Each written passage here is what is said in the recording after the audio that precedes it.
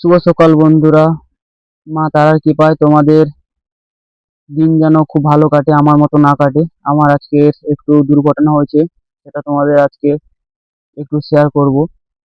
এটা তোমাদের জেনে রাখা ভালো, যারা গলদা চিংড়ি চাষ করবে তাদের পক্ষে জেনে রাখাটা খুবই ভালো। আজ সকালবেলা খাবার দিতে এসে যখন দেখি মাছগুলো ধারে ভেসে উঠেছিল, অক্সিজেন বা এইচপির ফল্টের কারণে হয়তো এই ঘটনাটা ঘটেছে। মাছগুলো দেখো সব ধারেই চলে এসছে, মাছগুলো অনেক মাছ। জানি না, জল থেকে ওরা শুধু উপর দিকেই উঠে আসছে, আরো কোথাও যাচ্ছে না। দেখেছো তো, শুধু ঘাসের উপরেই বাইছে। ওরা যেখানে আছে শুধু চারটে পাঁচটা করে সব এক জায়গায় আছে, দেখেছো তো। আর দেখো, সব সময় ওরা এক জায়গায় হয়ে আছে আর গলটা পাকিয়ে আছে। প্রথমে তো বুঝতে পারিনি এইটার কারণটা কি ছিল। তারপর আমার কাকু এসে বলছিল যে এইরকম কারণে হয়তো হতে পারে। তোরকে দেখো, আমি হাত দিয়ে তাড়াচ্ছিলাম, যে মাছগুলো জীবিত ছিল না, জ্যান্ত ছিল, ওই মাছগুলো কিন্তু চলে যাচ্ছিল। ওদের গায়ে হাত দেওয়ার আগে কিন্তু ওরা চলে যাচ্ছিল, কোনো সমস্যাই ছিল না। দেখেছো তো, বালতি করে।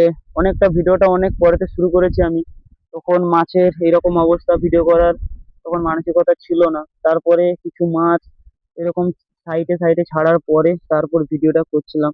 মাছগুলো সমস্যা হচ্ছিল, ওরা শুধু উপর দিকে উঠে আসছিল, ঠিক আছে, আদার্স কিছু না। ওরা শুধু উপর দিকে উঠে আসছিল, তারপরে যখন হাত দিয়ে ওদেরকে নিচে নাবালাম, তখন কিন্তু ওরা নিচেই চলে যাচ্ছিল।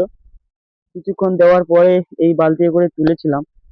অনেকটা ডুবে ডুবে তুলতে হয়েছে, কারণ এই মাছগুলো যদি না তুলি, যে মরা মাছগুলো যদি না তুলি, কিন্তু মাছগুলো নষ্ট হয়ে যাবে। নষ্ট হলে জলটাও গ্যাস করবে।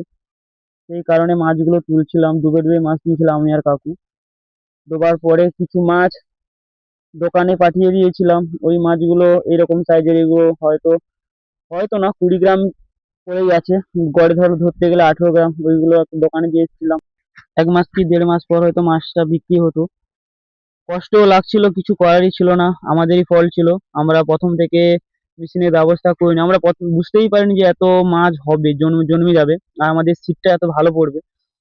তো অনেক বেলা পর্যন্ত আমরা ওই রকম করছিলাম। তারপরে দেখি উল্টো সাইডে এসে যখন দেখি না, এরকম মাছগুলো সব ধারেই চলে এসেছিল।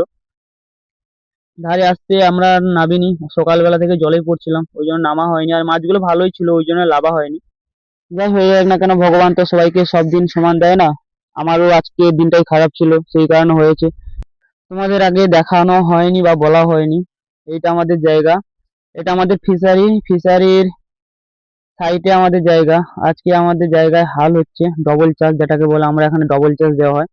ডবল চাষ দেওয়া হচ্ছিল। আমার বাবা জেঠু, এটা আমার জেঠুরই মেশিন, জেঠুই হাল করছিল। আর বাবা এখানে ঘাস তুলছিল। আর একটা জিনিস দেখো, সচরাচর এই জিনিসটা দেখাই যায় না এখন।